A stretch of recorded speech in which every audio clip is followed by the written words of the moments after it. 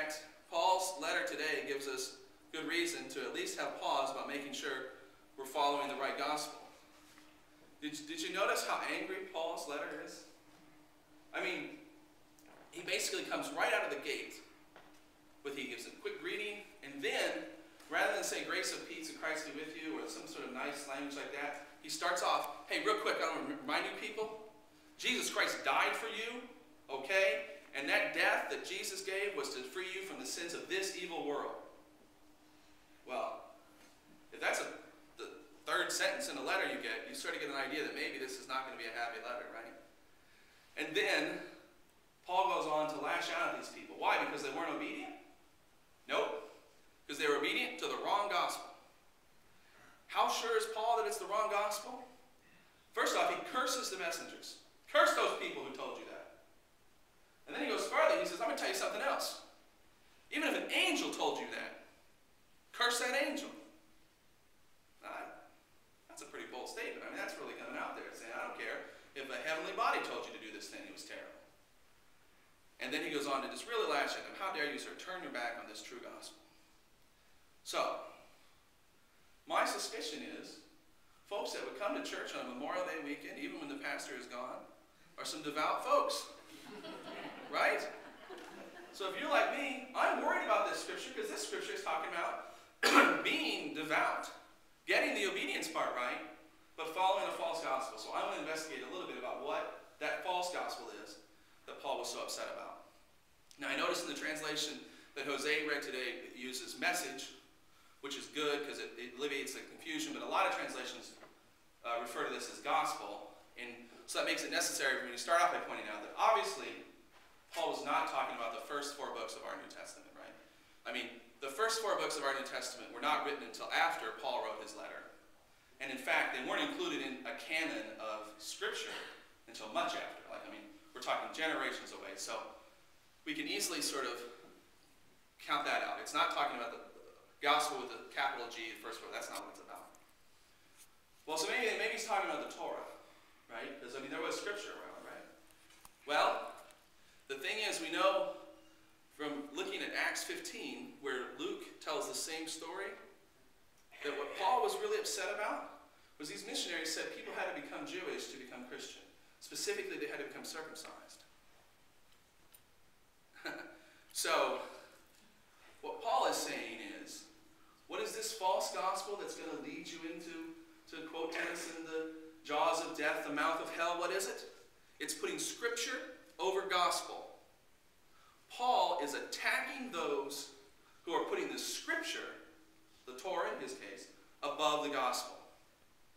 So in fact, he's actually, now we have to throw out the Torah as being the source of this gospel that he quotes. All right, well, what are we left with? Well, maybe you want to hold on to maybe Paul's words are gospel. Maybe the letters that Paul said. It's another source. It's written down. We have it. That would be comfortable if it was the right answer. I don't think that's what Paul is saying, but frankly, even if that's what Paul was saying, I want to point you to 1 Corinthians, the 7th chapter. Why?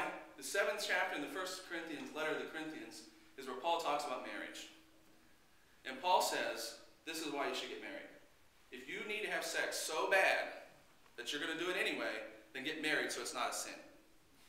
But really, just chill out. Nobody needs to get married. The second coming is right around the corner, and frankly, there's no point in it. If you don't believe me, go look. 7th chapter, 1st letter to Corinthians. That's what Paul said. So my point is, even somebody as wise as Paul, who did so much for the church, really sort of communicating the message of Christ and bridging the gap from Christ's itinerant ministry to making a church. Paul gave a lot to the church. I'm not in the Paul bashing camp, but Paul was not infallible, and Paul's letters are not the gospel. Well, what are we left with now? What are we going to do? Where is the source of this gospel that Paul says we have to follow with complete obedience? Well, he tells us it does not come from men. Nobody else told it to him. He did not make it up. It comes from revelation from Jesus Christ. Now, there might be some folks that say, wait a minute, Jim. This is a disciple church. We don't talk about talking directly with Jesus like that. That's not the way we work.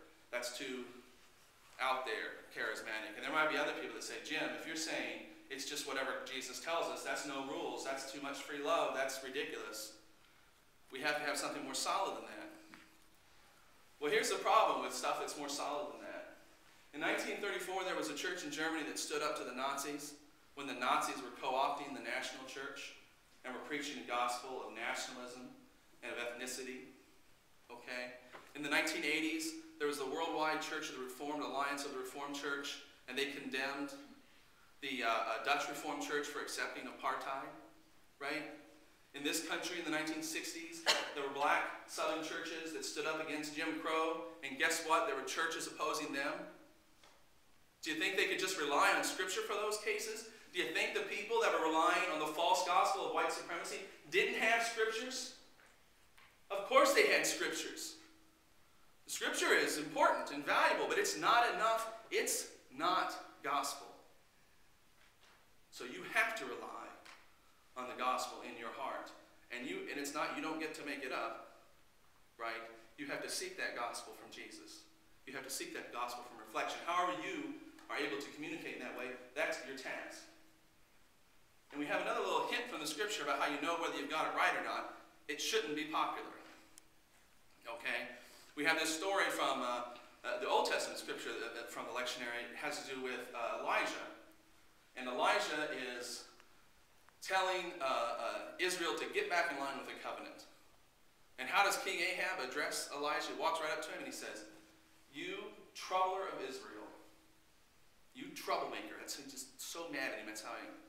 So Elijah, I don't know if you know the story or not, Elijah challenges the prophets of Baal to an old-fashioned prophetic showdown, and they build the two altars, and they're supposed to bring fire from the sky to burn their altar, and Elijah makes fun of them, he mocks them, maybe you should pray harder, blah, blah, blah. Then at the end of it, Elijah has all this water poured on his, he invokes the name of the one true God, and the fire comes down from the sky. It burns the burnt offering, it burns the sticks, it burns off all the water, and it even burns off the stone. And then everybody's on Elijah's side. But at first, remember Elijah is a troublemaker. So, we got to be troublemakers. So what kind of trouble can we make? Well, today is Memorial Day. So let me talk about some trouble that we can make in that direction. I'm going to bring you back to March of 2003. March of 2003, 76% of the American people supported the invasion of Iraq. Okay?